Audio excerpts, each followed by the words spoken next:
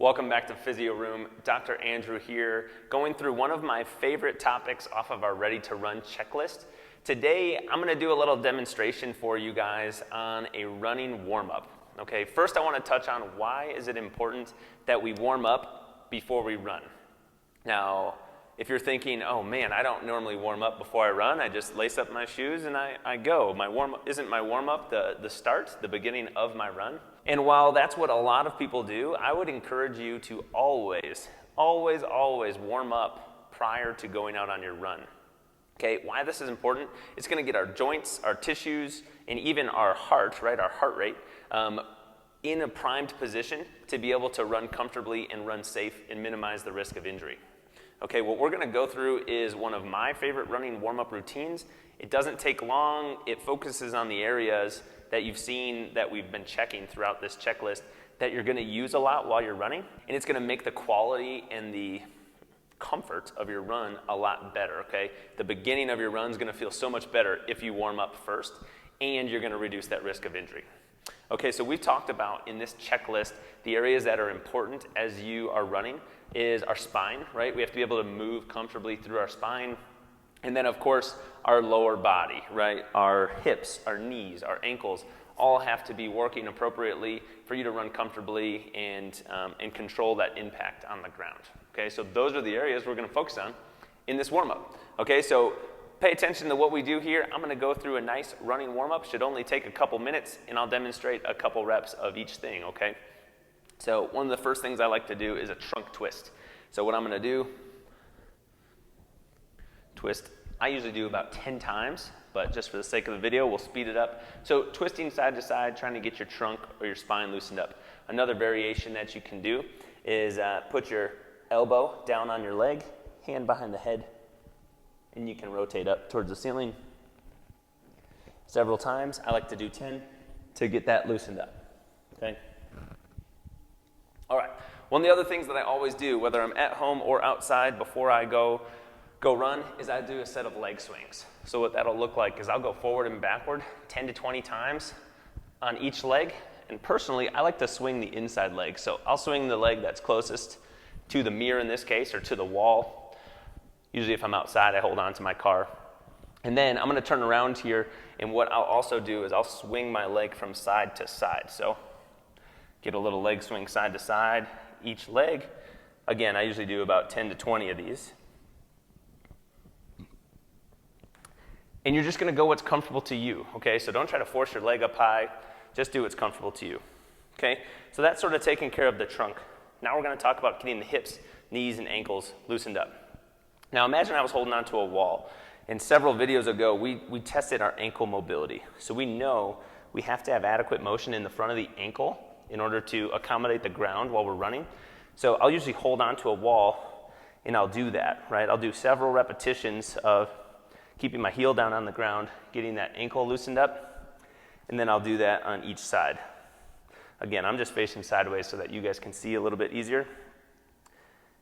And when I can, I like to do these things barefoot as opposed to in shoes, unless you're wearing a shoe like I have on here that has a flat bottom. There's no thickness in the heel compared to the front of the foot. All right, so then I'll like to do a set of what we call a single leg RDL, or a hip hinge. Okay, so I'll demonstrate a couple from the side and a couple from the front. So one leg on the ground, one leg up. You're going to hinge forward at the hip, squeeze the glute, stand back up. So this is very much to get that hamstring, glute area loosened up. Do one on the other side. And then what that looks like from the front, you want to try to minimize that rotation. You can have a very slight bend in the knee. It doesn't have to be locked out. Okay? So then another one of my favorite warm-up routine pieces is a reverse lunge, or a backwards lunge, to get the thigh, glute warmed up. Step back, lunge down, tap your knee, stand back up forward. And we'll do a couple on the other leg.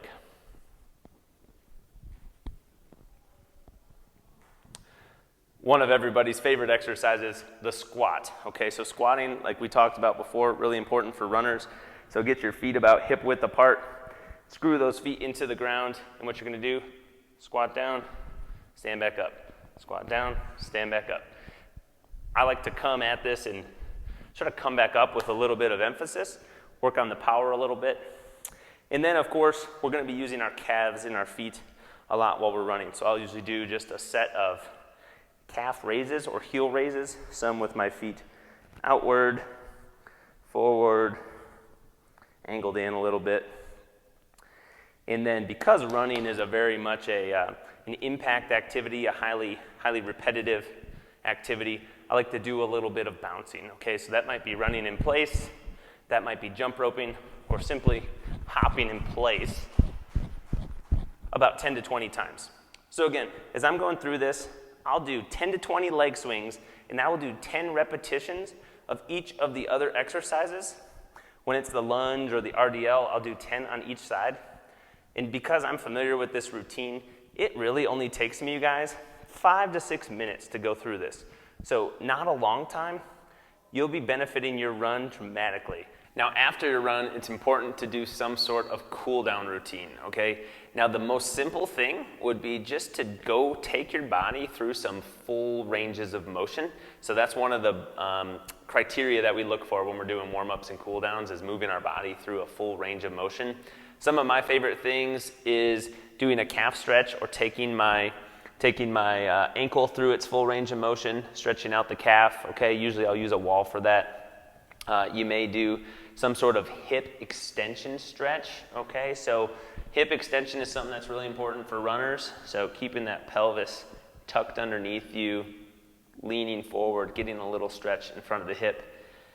Now, when we're going through a cool down or a warm up, we like to talk about making these things active, okay? So having an active stretch as opposed to a passive stretch. And what I mean by that is whatever area you're stretching, you want to have the opposite area, the glute in this case, engaged while you're stretching out your hip flexor, rather than just hanging here, trying to hope you get a good stretch out of your hip, okay? So making the stretch active is going to get you a lot more benefit out of it. Okay, well, another factor in the cool down would be, having a lower intensity to the end of your activity. So let's use running as an example. If you're running a 10-mile run, what I would not encourage you to do is finish that 10 miles at a very, very high intensity, pushing real hard, and then get right in your car and drive off, right? Or go right in the house and be done. You want to let your heart rate start to come back down while you're cooling down. So that may involve running a little bit slowly to calm down. Walking even would be a great idea. Walk for a half of a mile or a quarter of a mile. And then doing some of these mobility drills, okay, like squatting or some light stretching, again, making that active, would be a great way to cool down after your run. And again, that cool down and the warm-up that we talked about earlier are going to be two of the things that are the most beneficial for keeping you feeling good for your next run, keeping you injury-free or resilient to sustaining some type of injury, and you're going to feel better from doing it, okay? So hopefully you can find some time to work these things in. Again, they don't take a lot of time, and it will benefit you very greatly compared to the amount of time that you put in. Thanks again for tuning into this episode of the Ready to Run Checklist. We'll catch you next time. Bye-bye.